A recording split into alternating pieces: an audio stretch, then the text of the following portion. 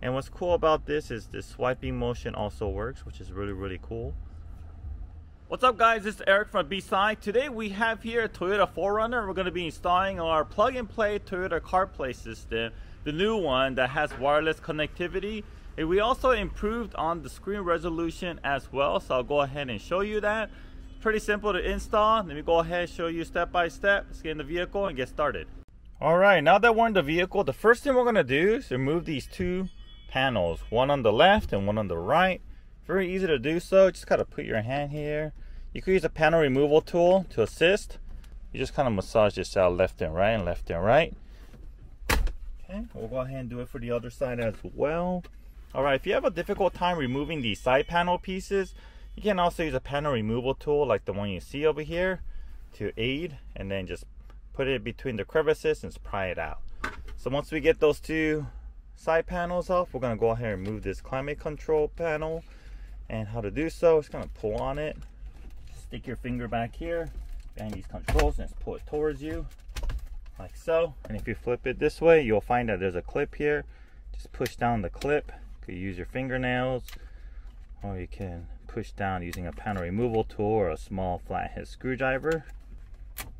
Okay, and then let's go ahead and release this connector here. Just push down the release tab and then pull out like so. Once we remove the climate control panel, you'll notice that there's 4 10mm bolts that we need to remove. We got 1, 2, 3, and 4.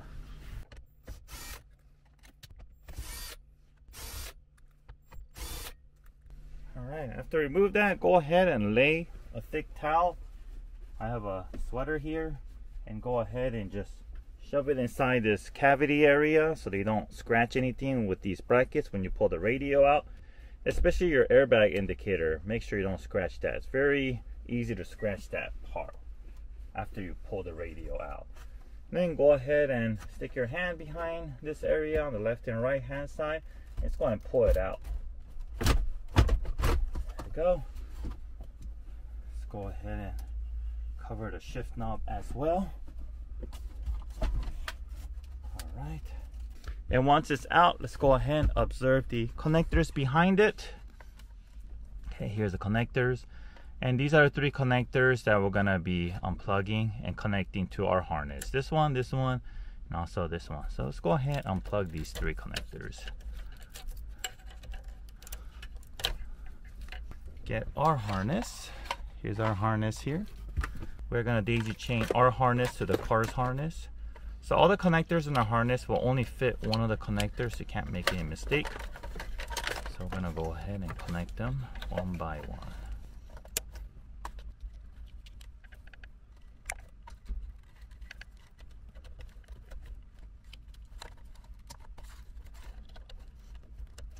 Make sure you secured it all the way in and you hear that click noise.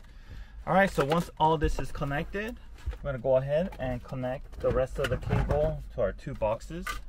Alright guys, so we went ahead and connected the rest of our connectors to our 2 boxes. As you can see here, we have the microphone connected to the mic input. We have the USB connected to the USB extension cable. The RF connected to our antenna for the wireless CarPlay. And we also have the auxiliary audio connected to the line out. Make sure you don't connect it to the external speaker, because if you do, you're going to get some distorted sound. Instead, make sure you have it connected to the line out. And we also have this HDMI cable connected to the LVDS and UART out, which connects to this other metal box labeled TNGCB. And then one more connection over here on the NV17 wireless is going to be this power wire, a 2-pin red and black wire that goes here. Don't forget to connect that. And lastly, we have the main connector going into the interface. And once all that's connected, all we have left is our antenna that we are going to route towards the center console on the driver's side. Make sure not to block your airbag when mounting this. And then this USB, we're gonna route this down here from the side panel. You can also route it to the glove box if you wish. So let me go ahead and do that now. Alright, so the USB extension cable is routed through this opening over here. It's very easy.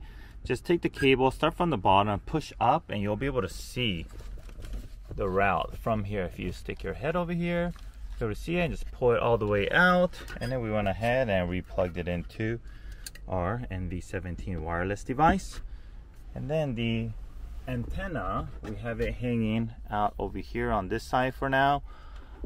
You'll find a opening from the left side of here and then all the way down here.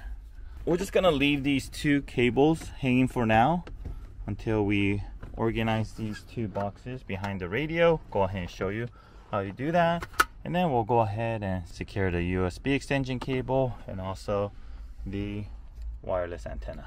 All right, so we went ahead and secured the two boxes. The interface box, the TNG-CB, is actually under this. We're able to fit it all the way down. There's some factory cables you're gonna have to push down towards here to fit it in deep. And then on top of that, we have our NV17W wireless module right above it. And as you can tell, when I mount these, I make sure there's no connection points facing towards the back of the radio, because when you push against it, that connection point will get pushed and bent. So you gotta be really careful of that. And then this sits flush right under where the radio will go in. This is a pretty good position. And after that, all you have to do is organize your cables a bit so it won't get tangled. And we're gonna push the radio back in. All right, so the radio is back on. We haven't screwed the 10mm bolts yet, but as you can see, these mounting brackets are sitting pretty flush to these mounting holes. And if you look carefully, you can actually see my NV17 module here, and then also the interface all the way down there. Alright, we didn't have to use any double-sided tape and so forth. It's in there pretty tight, so it won't shake or make any rattle noises.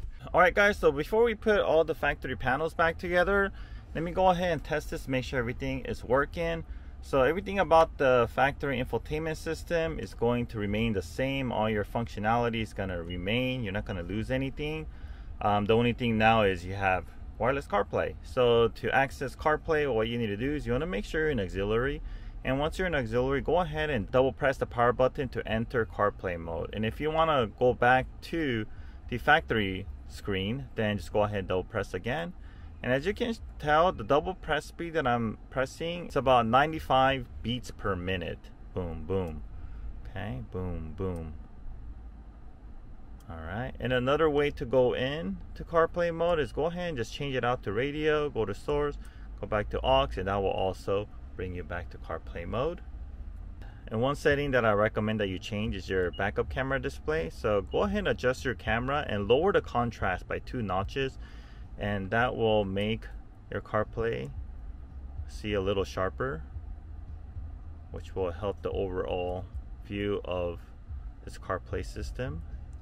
And what's cool about this is this swiping motion also works, which is really, really cool. And if you want to summon Siri, you can press and hold. What's the weather, Siri?